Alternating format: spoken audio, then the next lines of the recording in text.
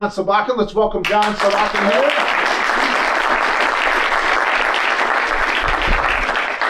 So John is Senior Vice President of Content and Programming for the NBC Sports Regional Networks. So the networks, Philadelphia, Boston, San Francisco, Bay Area, and California. Yes, we're down to a Final Four. We used to have several others across the country, but there's been some Chicago, Washington.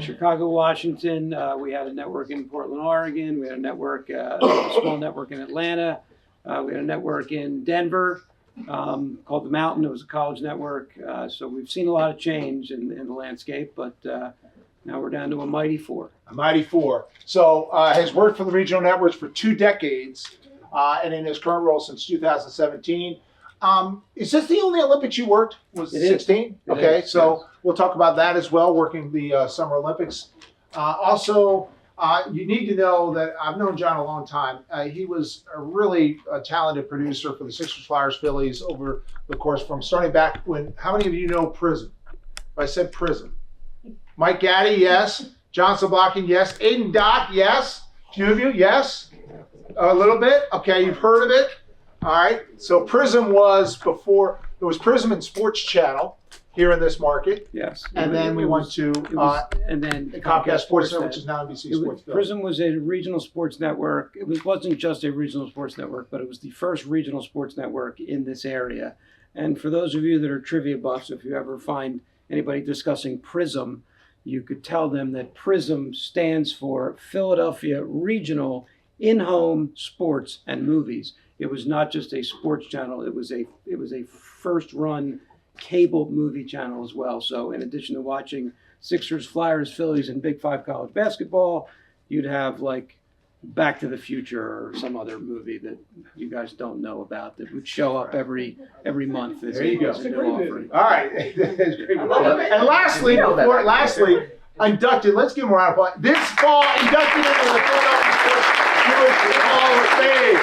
All right. So, take a seat, please. That's pretty cool. So let's start there. What was that like? Going into the Hall of Fame. Shocking. So I don't want to sound like a braggart because when people ever say they're humble, they're usually lying, but I'm generally humble.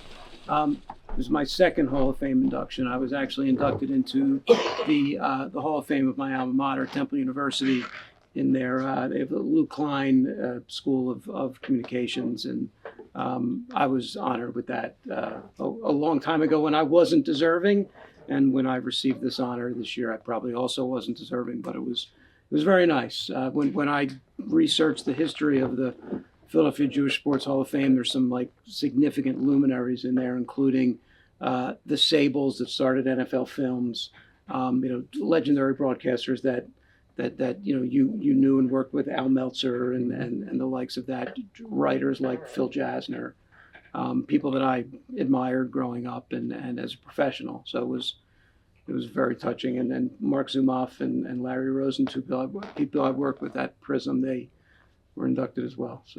So let's go back. You grew up where? I grew up in Northeast Philadelphia. Grew up about 45 minutes from here. A huge Philadelphia sports fan. A child of the 70s when the teams in Philadelphia started to get really good again. And I have an older brother who was a big sports fan, and I just like sports was a major piece of my life always. And then you decided to go to Temple University. I did. And at Temple, what did you find at Temple? Like, when did you decide, all right, there's something here that I think I want to go down this direction? So you guys have an advantage of, like, with the availability of media and the availability of, to express yourself on your own platforms when you feel like it.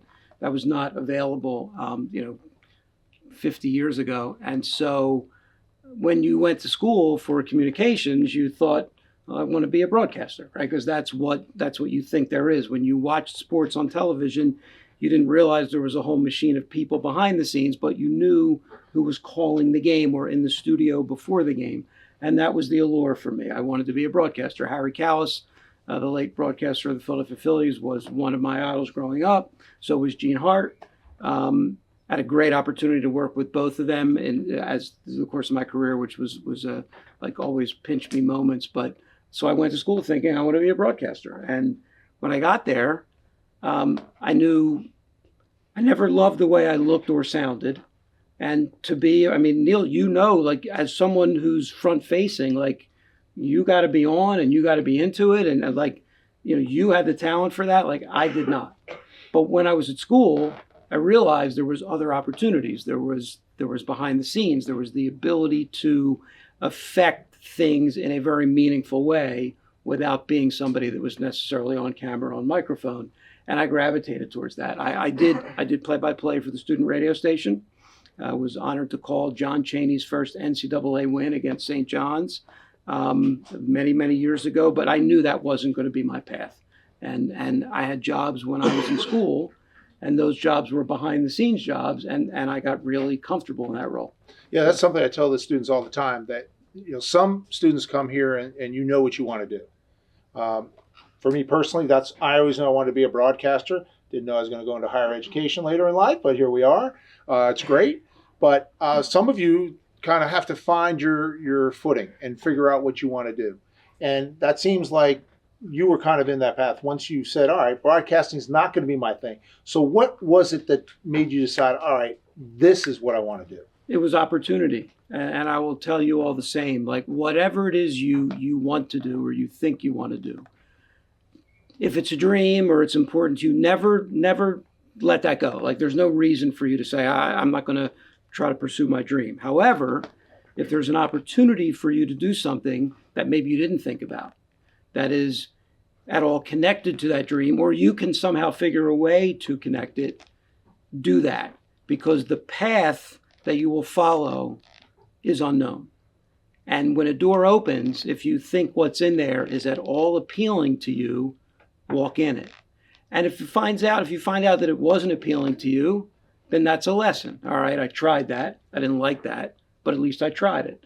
And for me, the avenue was editing, camera, producing, writing. Like it was all of the opportunities that were before me were very much in that track. So rather than like look at them and say, I want to call games, or I want to go, like I was like, this is cool. I'm pretty good at this. I think I can make this work. And so that's what I did. And it empowered me. Like it really, it fueled me. And so I dabbled in some on-air stuff, which wasn't very good. It was like some side projects, but I knew that was going to be my thing, and I ran with it. Can you relate to that? What he just said? I think, Aiden, you're nodding your head out there. You can relate to that? Mm-hmm. In what way? Oh, just fun. Just trying out different things, stuff like that. Just seeing stuff you're good at, and obviously, yeah, just always try out whatever you can do. That's what here in Sports Camp, that's what it's all about. Yeah, and you're doing that. So that was really very meaningful what he just said. I hope you take that to heart, because that was really important. All right, questions. Who would like to go first? Alan Wiley, go ahead. Yes, sir. So you, I understand you said you grew up in Philadelphia. Now, obviously, the golden age in college basketball for Philly was in the 80s and 90s.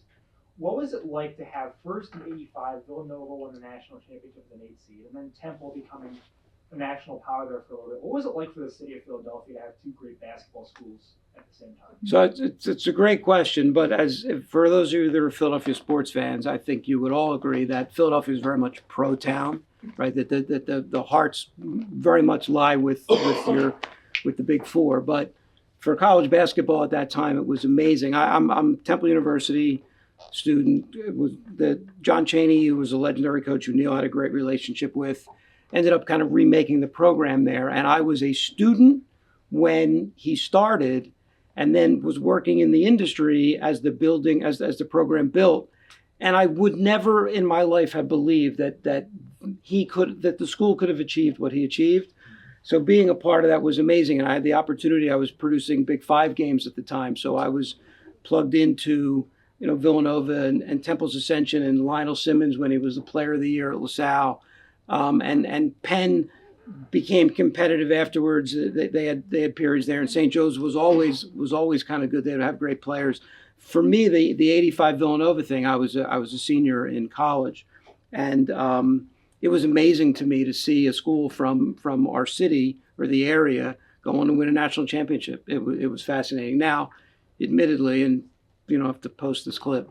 I'm not a Villanova fan. For those of you that are, it's kind of personal for me because of my experience with the 1985 Villanova Wildcats and their head coach. As someone who worked in the industry and had the opportunity to be around their head coach at the time, who I was asked to interview on many occasions, it was never pleasant. And that kind of, you know, all right, like that's another lesson to learn. You will work with people that you have to, that you'll find are difficult personalities, but you got to deal with them. I dealt with it, but it definitely changed my opinion of what I thought of Villanova. The coach was Rolly Massimino, by the way, who was a national championship coach, but could be difficult, particularly for people outside his program. If you're inside the program, they loved him. Outside the program, maybe not so much. All right, Leo. I was outside the program. Yeah, go ahead, Leo. All right, in the back. I'm sorry, it looked like Leo. I'm sorry, you were there. He's got the same sweatshirt like you have on, almost. All right, there you go. You go ahead. What's up, Leo? It's Tristan. Hey, Tristan. My question for you is kind of like, can you elaborate on that last idea that you just shared, like working with people that are going to be difficult and kind of frustrating and kind of upset you, like how you deal with that, and how you just keep working with it? Yeah, I appreciate the question. So most human beings have no superpowers, right? It's the way it is. Now some do, like Saquon Barkley, but most people don't. And the things that I always held on to were two tenets: get along with people and try really hard. Those were basically like the things that I did. And the get along with people was always the first thing that I would say. I was never the smartest, most creative, whatever it was, but I knew that I could work with anybody. I could work on a small team, I could work on a large team, whoever it was. The personality piece was not going to get in my way because I just wanted to get along with people. Now, that doesn't mean I always wanted to please them. It doesn't mean I always agreed with everything they said, but getting along with people is a fundamental, at least for me, it was a fundamental tenet for being successful in business. And so whoever it was, whether it was a coach I needed to interview that embarrassed me in a press conference and called me out, or a coworker, a talent that I'm working with, that you know I'm writing material for, I'm collaborating with, an editor who is maybe editing the material that I've asked them to put together. I always knew, like, they're not showing up for work today to do something wrong or bad, right? And if a mistake happens, they're going to feel worse about it than I could ever make them feel by pointing it out. So there's always a need for constructive criticism or a good collaborative follow-up conversation, but it never came from this place of, you know, we're not going to try to get along here. Now, having said that, you know, everybody has their moments, and I've been in this business for a long time. One time I remember I was producing a Phillies game in Houston, and I had for some reason, the guys that were working in the replay room that did replays were just giving me an unbelievably hard time. Since with baseball, you do series, so it's a number of games where you're in a city. And these guys were so obnoxious that I literally said to the people running replay in the truck, please leave the truck. I want all three of you to get out of the truck. I don't want to talk to you right now. So they walked out of the truck, and I realized I don't have any more replays on my telecast. So I had to, like, during a commercial break, I went out and I said, sorry guys, I lost my composure. We'll talk about it tomorrow. Please come back and finish the job, and we'll work it out.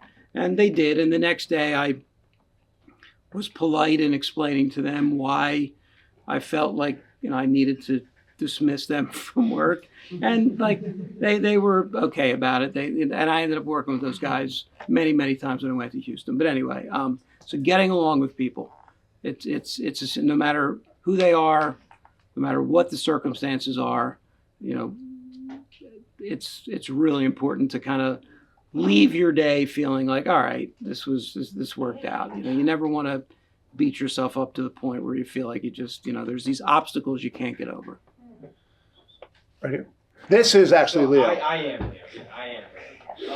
So you were lucky enough to work in the Philadelphia sports area, but once you got outside of that, how do you balance being a sports fan while also trying to do your job professionally?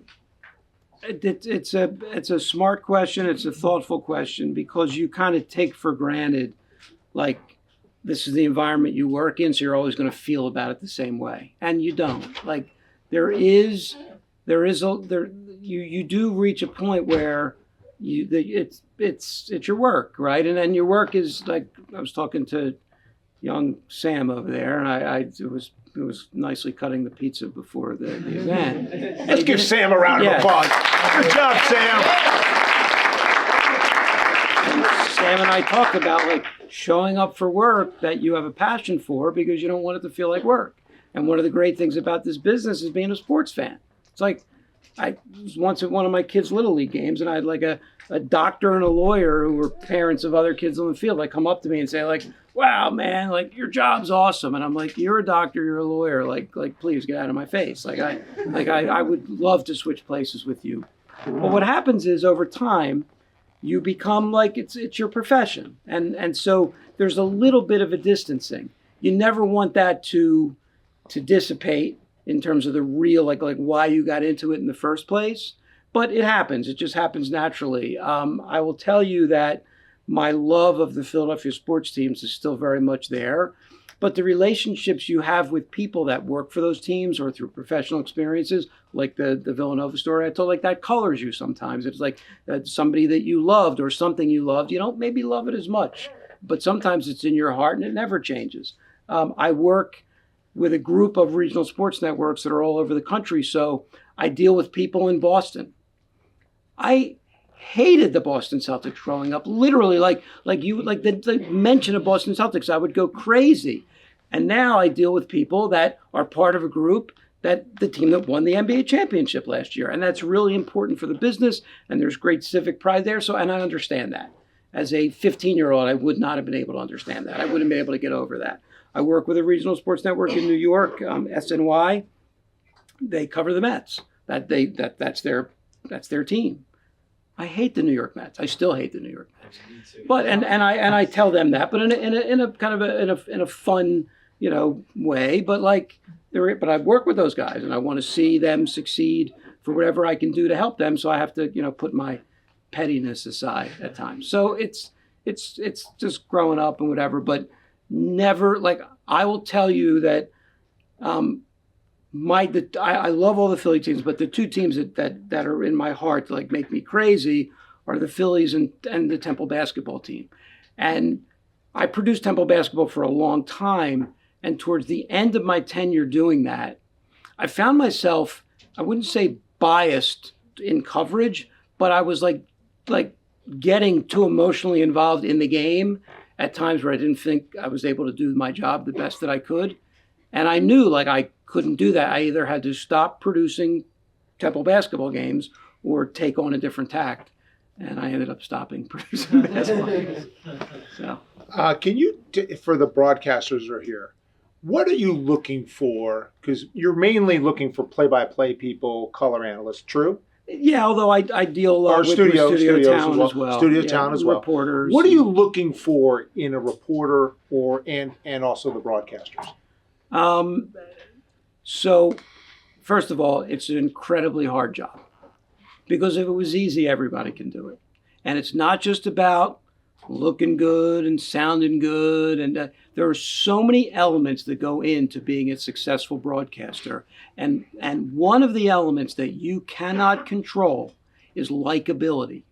The ability that people watching you on the other side of a television, computer, phone, tablet screen, that they just like you. You can't define that. And you don't know what it is until you see it. So don't make yourself crazy trying to figure out to make yourself likable. Be who you are.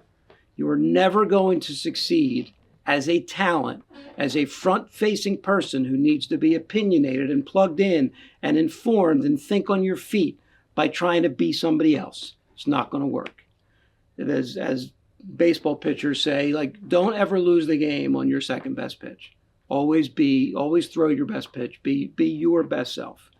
What I look for when I look at talent, when I look at reels, is if I'm looking at a play-by-play reel, there's certain like checkpoints for me that when you're calling a game, I want to hear. I want to hear your ability to, if it's television, I don't want to hear too much play-by-play or clock and score. Like I want you to paint in between the pictures because I'm watching the game. I see what the score is. I would like the ability to know that you can weave in your color analyst. I want to know that you're listening to your color analyst because your color analyst may say something and then you'll repeat that a minute later and like clearly they were not listening to them. I also want to hear kind of a natural flow. I want that person to be able to impart what's happening to me not in a rushed form where it just comes natural to them. And if you're calling a game and I put on your reel of a college basketball game at the 1908 mark of a great layup, I don't want to hear you scream because it can't be that important making the score 2-0 because then you've set the bar for me up here. Where are you going to go? Where are you going to go when the buzzer beater lands? Will you have anything left? Maybe not. As a listener, will I have anything left? Maybe not. You might have exhausted me by then. So that's kind of my play-by-play checkpoints. As an analyst, I want to hear you tell me the why and not the what. The person sitting next to you just told me what happened. Please explain to me why it happened. One of the most infuriated moments I ever had as a fan was listening to a telecast where the color analyst, where a crazy play took place, and the color analyst said, "That play was so crazy, I have nothing to say about that. I don't even know what to say." And I thought to myself, well, someone's paying you to say something. So clearly, like, you better figure out what to say. And that's okay to kind of get the listener's attention. To say, like, if that play was so crazy, I don't even know how to describe it. Take a moment and now explain to me why that happened, because that's what the job of an analyst is. As a sideline reporter, you got to get in, you got to get out. You got to make your point in a very, very brief moment, and that's an incredibly hard job because those people do often as much work as the play-by-play and color analyst, but they have to boil it down into something intelligent and brief. And that it fits. It doesn't feel like this left turn that the telecast has taken. And in the studio, I look as a host, I look for somebody that is informed and can probe. A studio host needs to be able to bring out the best in their analyst. Michael Barkan was here last week. Michael he's gold, and he understands that. Michael, one of the things about Michael that has become more apparent as Michael has done this job is Michael was always the voice of the fan. But Michael's like almost like to a fault the voice of the fan. Like sometimes with Michael, you want to say, Michael, like there's still other things to talk about. Like don't just wall yourself in because you're pissed off that the Eagles just lost. But Michael's amazing at that. He is. And Michael, if you are a Philadelphia sports fan and you watch Michael Barkan on TV, you feel like he's sharing your experience. And Michael has that likability. Like Michael, it comes through the screen that you want to hang with Michael. Gaddy's in the back giggling. But that, like, Michael has that. And Michael's a terrific studio host. And for an analyst in the studio, you want to be a really good version. You want to be able to do the same thing that the people are analyzing the game because there's an opportunity, depending on scheduling and whatever, that person may find themselves in the booth and they want to be able to do that. However, during a game, it's real time. And in the studio, you have time to analyze. You have time to think. And so theoretically you have a leg up, but there's still a skill that comes with that. And again, not an easy skill to do. But that was a long answer to say, be yourselves, be prepared, be informed. You don't have to come up with phraseology that no one else has ever thought of. Sometimes if it comes natural to you, great, but don't contrive it. If you do, that's fine, but know that it may or may not land. Right? You may say some things and it might feel authentic and it might feel forced. And you have to kind of know that. And you'll work with people that will probably give you feedback on that. But it's a really hard job. But people that do it well, it's very special. Michael said last week, by the way, he said, hey, sometimes I go over the top. I know that. He goes, but hey, this is me. Correct. Right? And so it's not like Michael has not heard what John just said. He's heard that before. Hannah. Can you talk a little bit about your time working with the Olympics? And obviously that's a really big, broad company. So the process of you getting that job and like what you would give advice to people for in the like Olympics actually? Sure. So the Olympics is a gigantic operation. In addition to what NBC does for North America, really for the United States, every country has its own version of that, although not to the extent that NBC does. There's a massive operation both wherever the games are being played and a massive operation back in Stamford, Connecticut, which is the home base for NBC Sports. And so a lot of the announcers are there, a lot of the producers and directors are there, the editors, the people that digest feed, the people working on the digital content. And so when I worked the Olympics in 2016, I've been working. So Comcast bought NBC in 2011 or 2012. So I'd been part of the NBC family for about 4 years, and I'd been working in Stamford, Connecticut since 2013. And I think the Sochi Olympics were 2014. So I was in the building when they started doing the Olympics and thought it was a pretty cool thing. One of the people who was responsible for hiring producers and directors called me to their office to ask me to get my opinion on something. And I had been in the mix of people that were responsible for placing regional sports network employees all across the NBC and Comcast Sportsnet landscape to work the Olympics effort. So I would get calls from Olympics people and they would say, we need these 20 positions. Can you recommend some RSN people to do it? And so I filled that role. So when I was called to this person's office, I thought I was going to be asked for some more feedback on those people. And the woman said to me, would you like to work the Olympics in Rio? And I didn't quite compute because I one of these really? Are you really asking me that? So I nodded and I said, okay. And she said, would you like to go to Rio? And I was like, okay. And she said, would you like to produce women's basketball? And I honestly had to do everything I could from falling out of my chair. And I accepted with the blessing of I need to ask my boss to get the clearance to do that, who was Stathakis at the time, Tom Stathakis. And then the woman said to me, and by the way, you can hire a team of people that you can bring with you if you want to do that. And I said, what are you talking about? She said, well, do you have a recommendation for play-by-play? Would you like you to bring an AD, a graphics producer, an editor, like a glorified stage manager, was a talent wrangler. So not only was I being asked to do this and did it blow me away for the opportunity, but now I could actually be influential in bringing people, and it was an amazing thrill, an amazing opportunity. It was Mark Zumoff was the person who I asked to do play-by-play. I don't know if I ever told Mark that I asked. I think I just said we're going to do the Olympics together. I don't think he knows I was responsible for that, so don't post that either. I don't want him to feel bad.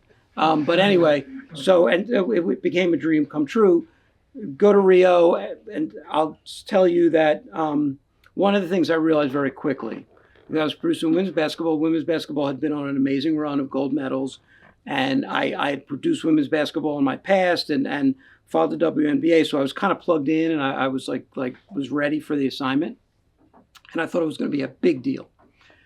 But what I realized was, and this is no disrespect to the brilliant people at NBC because they do this for a reason, the thing that's most important to them is primetime coverage. So any of the sports that are in prime time are the sports that they pay most attention to and provide the most resources for. And for the rest of us, it's just do your job and try not to get in the way of women's gymnastics, beach volleyball, swimming, all the big events that you see. And so I went in with all these high-minded ideals. I'm going to do all this stuff. And by the way, I ended up doing it, but a lot of it was you didn't really need to do that much. And that was a weird balance to learn. But I was grateful for the opportunity. I learned a ton from the people there, and it was a moment, a almost month-long stretch that I will never forget and always be grateful for. Very cool. Very cool. Sam, you had a question. So back to your point where you were looking at play-by-play, studios, sideline reporters, analysts, for when someone applies for internship for maybe a big place like SNY, NBC Sports, what's something that they look for on the resume or cover letter? So that's a great question, Sam, but I don't have an answer for it because I've never been part of the intern selection process. I've been part of the intern, development process, but I've never seen the resumes. But I would imagine that, and I don't know if you guys now if you apply for internships, do you have to put in links of video as well? Do they want to see I'll tell your you work? what. Let's help you out. So, Mike Gaddy does it for NBC Sports Philly. okay, there you So go. Mike, go ahead. Answer Answer Sam's the question. Yeah, I mean, you gotta sell yourself. So you gotta sell yourself with, in this day and age, links are huge. If you're talking about for play-by-play, on air stuff, you gotta include that. You gotta include your best stuff. You don't want to just put anything out there. Keep it concise. Don't make it too long. Nobody's gonna look at a huge long half-hour worth of stuff. You want your best material there. Obviously, stack your resume to what you're applying to. Make that what's going to be your first thing. That you want that to stand out, whatever that is. You want that to stand out. Make that your priority, and then work your way down. And obviously, the more you do, the more you're involved. That's going to help as well. So just so everyone knows, Mike Gaddy's been with us 4 years. The older people here know Mike, but Mike Gaddy's been with us for 4 years. He's a senior supervisor and producer at NBC Sports Philly, and has been part of overseeing monitor our interns for a long period of time here. So he's been a big part of what we do. So when he comes here on Pizza with the Pros, he comes about half the time. I would always encourage you to take advantage of talking to Mike and kind of picking his brain as well. So your internship was where? It was Prism? So I actually had three. I Okay. had one at WCAU Radio AM Okay. with Herb Denenberg in the Consumer Affairs Department. Okay.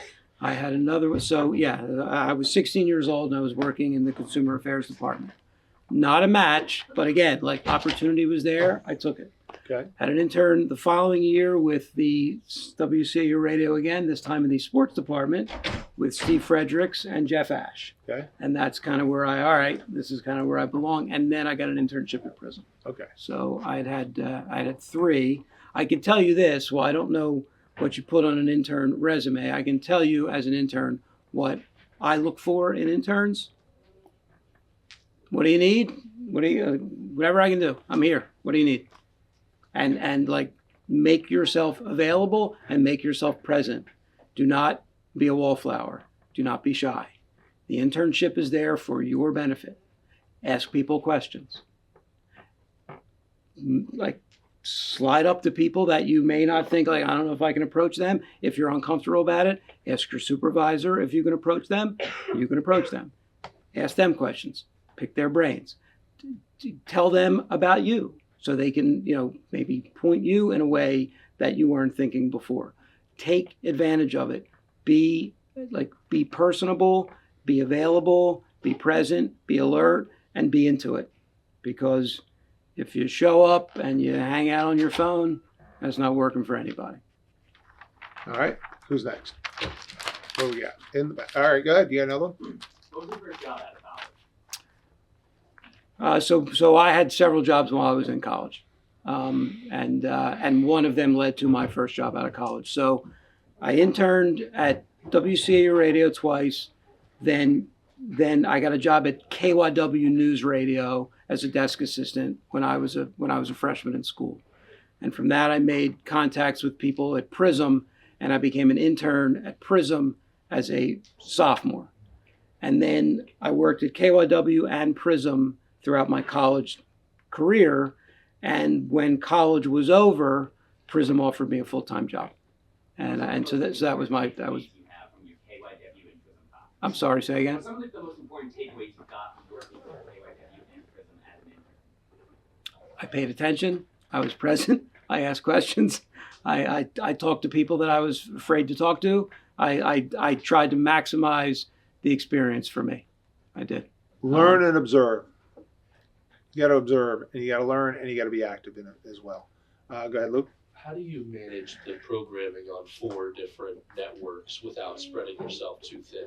So there's full support at each of the networks. So there's I'll use the term boots on the ground. Like each RSN has a pretty robust staff, and it's my responsibility to work with the people there on strategic initiatives and other like overarching things. So, for example, you mentioned programming. So each RSN has a head of programming. In Philadelphia, it's Lindsay Heiser. She's a very nice woman that sits not far from Mike in the office. Lindsay manages the programming day to day for NBC Sports Philadelphia and NBC Sports Philadelphia Plus. But when there is something that we can do in far as like program sharing amongst the RSNs, like Lindsay is connected with the other programmers in Boston and out in the Bay Area, and I am somewhat of a connective tissue for them. On a more like impactful scale, I do that for our live productions. So all of the games that you watch on an NBC RSN are produced in a similar fashion, and I mean that in a positive way. They don't all sound the same, but they look the same. And the amount of cameras and replays, like that's all generated by my office, because strategically it's much more advantageous to be able to go to a particular vendor and say, I can offer you this much business, or I can offer you this much business. But again, there's people on the ground that produce those games and oversee the production of those games, and I work with all of those people. I think Lindsay Heiser was an intern. I believe she started at Comcast, but I think she was an intern, and now she's head of program. Yeah.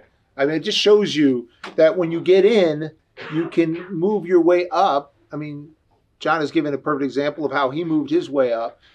We talked about the talent side of things. I'm interested because you're dealing with production people as well. You got hired to produce. Hannah asked the question about the Olympics. What are you looking for in production? I look around the room, I see a lot of our students have interest in production. What are you looking for in a production person? And how should they market themselves? Yeah, so there's several key buckets, and when it comes to being in production, and things that you should, if you don't have in your tool bag, you should. First of all, in production, you got to be a really good communicator, and you have to be really organized. Because if you are going to be the producer or the associate producer or the production assistant or play a role in this production, you're going to have to communicate with people, and you're going to play a role in that. So being able to communicate is essential, and being organized in however you do your job. And that can be like one of my first jobs at Prism was ripping scripts. It was like and taping them on a conveyor belt and sitting there and rolling the wheel. Now, that sounds silly and menial, but there was ways to do it right and ways to do it wrong. And if you were not organized on that menial task, you would not be able to do your job to its fullest. Organization, communication are essential. Getting along, essential. Now, being creative absolutely helps, depending on what role you play. Having an idea, having your own idea. I had a mentor that once said to me, whatever opportunity you get, take it and make it your own. Put your own little stamp on it. Now, that didn't mean go out of your way to draw more attention to you than the project, but let it, know that you took what was given to you and you made it something that you think only you could have made it that way. So always be mindful to try to, how can I impact this in a meaningful way for everybody that I know came from me? Those are basically again, you don't have to be the smartest. You don't have to be the most creative, but you got to be smart and you got to be creative. You got to bring a little bit of everything in the production world. And if you're a technical operator, camera person, technical director, audio, those jobs, while highly technical, also require creativity, communication, the ability to take an order, the ability to be able to maybe administer an order back if the director is asking for something and there's the moment to do it, to make a suggestion to do something otherwise. So all of these things are really keys to successes in whatever position you ultimately end up either fulfilling or pursuing. All right, very good. Leo?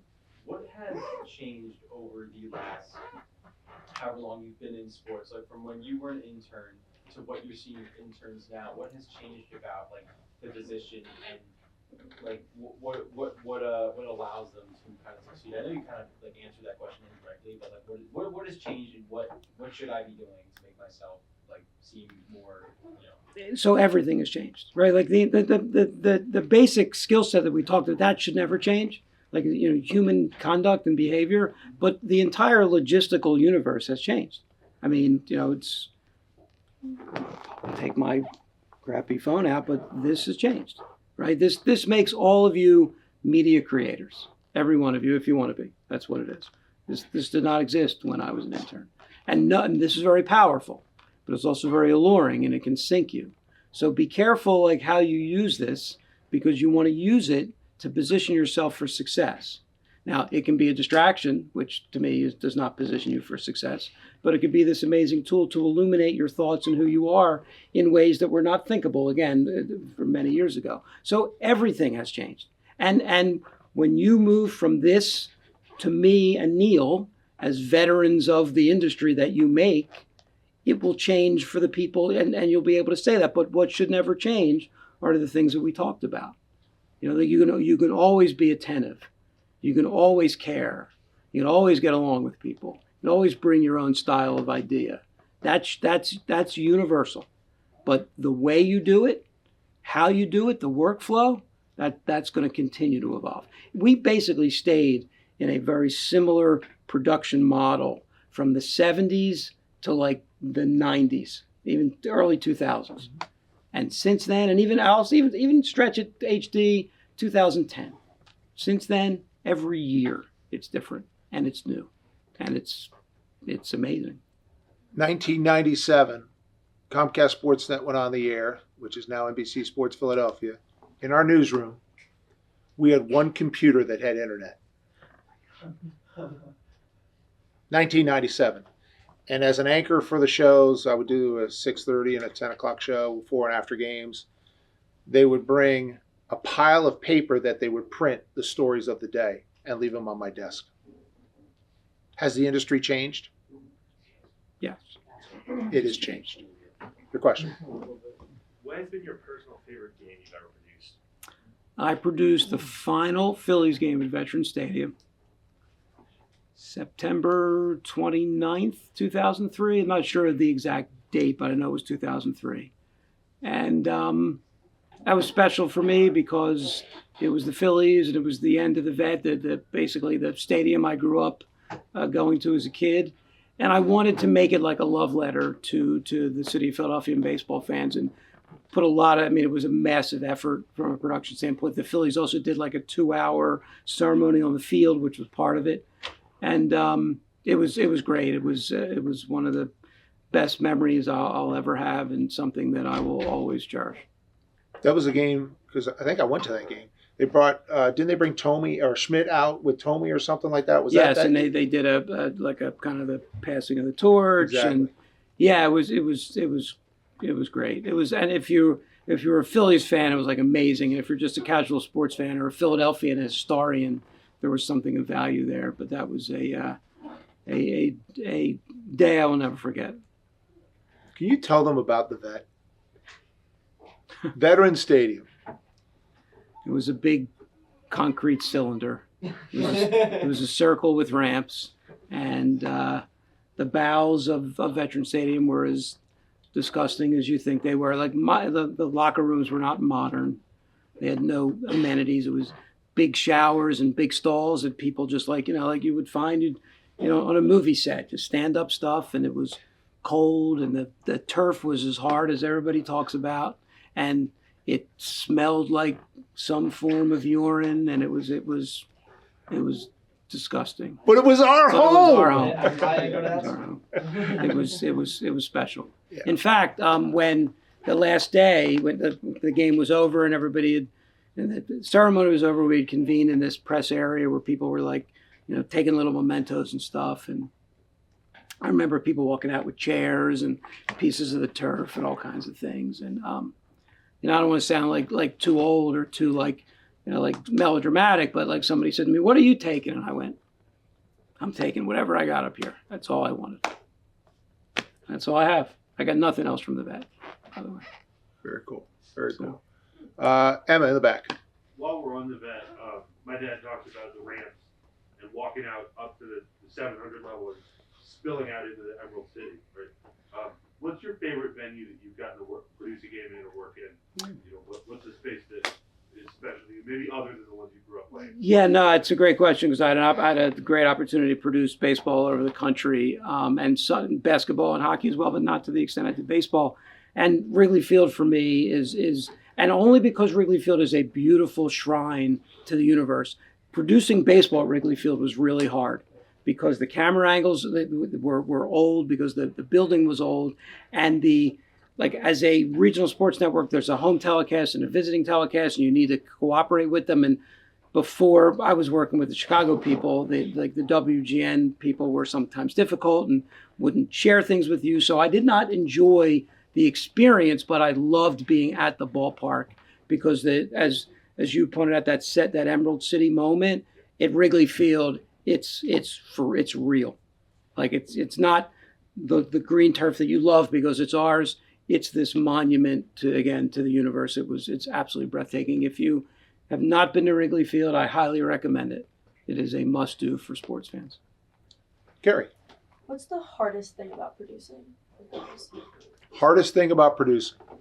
So I produced a lot of different content, short form, long form, documentaries, features, live games. Live games is what I did probably the most of anything.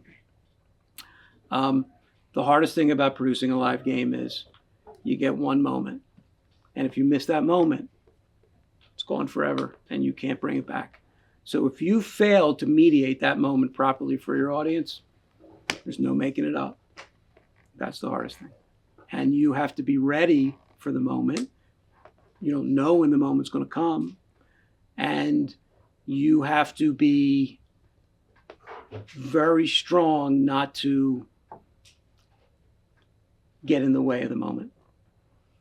Because sometimes the beauty of what's happening, it's your job to mediate it, not to overreach on it. Live event producing is a really hard job. And Casey and Josh are both really good at it, and they got really good at it in a short period of time. They're the guys that produce the Sixers and Flyers for NBC Sports Philadelphia. And I am amazed at how good they are so quickly. Because as someone who walked in those shoes and worked with a lot of people that do that, those guys are just, they floor me. And I think I've said that to them, so I wouldn't be embarrassed to admit it. Leah, So Diamond Sports just was okay to get out of bankruptcy, and I've heard concerns about the future of the regional sports networks. So in your thoughts, what do you think the future of regional sports networks are going to look like? So that's an amazing question. And finally, a business question, because I spent a lot of my time now on the business side. And I don't have an answer for you for what it's going to look like other than to say it's going to look very different. Regional sports networks for years were highly successful businesses, and they were successful because they largely relied on a revenue source that was distribution, cable, satellite. People would pay to carry your channel, and whether you watched it or not, it didn't really matter. Although with regional sports networks, they're pretty well consumed. But that with distribution kind of being very much splintered with all of the different entities and outlets, the dollars aren't there that once were there are no longer there. And so there is this whole existential issue in the regional sports network business of what is the next iteration of the regional sports network. And while I don't know what the regional sports network of the future is going to look like, I do know there will always be a need for local sports production and local sports coverage. So if you work in the industry, there will be work for you, but your paycheck may say something different than it did the year before or the week before. The need for local sports coverage is never going to go away. And because of places like where I live, it's just there's a rabid fan base that can't get enough. And so that's always going to be there. But how ultimately what the experience is going to be like for the consumer, don't know. But there will always be local production, local coverage. great question. Yep. To that end, we see a lot more sporting events being subjected and being shut and confined to streaming services.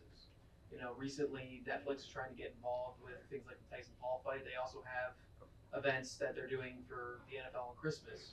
On top of that, every major network has their own streaming services. Max, they're doing a lot of NHL stuff. Obviously, NBC does a lot of football stuff as well. Is the future going to be more of that, or do you believe the regular cable networks are going to still exist? So regular cable networks still existing is a TBD. They certainly exist now, and they're not. No one's shutting the lights off in the immediate, but like 10 years from now, 15 years from now, I would think that's probably not going to be in the form that they're in. Streaming, absolutely. So, how many of you have cable TV in the places that you dwell? And how many of them do your parents pay for? How many of them? Okay. How many of you stream regularly the content you consume? Right? Streaming it's not the future, streaming's now. Because it's proliferated everywhere. You don't have to be in front of a particular TV set. You can stream on your phone, and so streaming is a fascinating, necessary tool. It's not the same experience as watching it on cable. Like, you can't change channels while you stream. You can, but it's going to be a little bit clunkier. You mentioned that the Jake Paul Mike Tyson fight, that was a disaster for Netflix, and you won't. And they put out the release saying that 65 million people or whatever watched, which was awesome. They didn't put out the release about how difficult it was to stream. What NBC does with Peacock. Think of the amount of people that stream the Olympics. Think of the amount of people that stream the Super Bowl, and you don't get failure like that. You don't. The infrastructure for streaming is incredibly difficult, but it's something that every media company needs to solve. And you will continue to see streaming. The streaming alliance with sports leagues is because they want to reach people that stream more than watch TV. And that's what that's for. Didn't Amazon have trouble the first time it streamed something, and now they don't seem to have a problem anymore on Thursday Night Football, for example? Correct. Right. But So it's growing pains. yeah, it's growing pains. So Yeah. Netflix, we'll see now Christmas. We'll see what happens. Let's see how much they've learned in the last month or so before. And I think they've streamed like live concerts or live comedy shows and things like that. But this was different. It was the first time they did sports, and sports is a whole different animal. I'll tell you what. Let me, John. One thing. Have you been to Rowan before? I have not. This was my first visit here. Your campus is very nice. It's very nice that you asked me to be here. So let's thank John Slobotkin.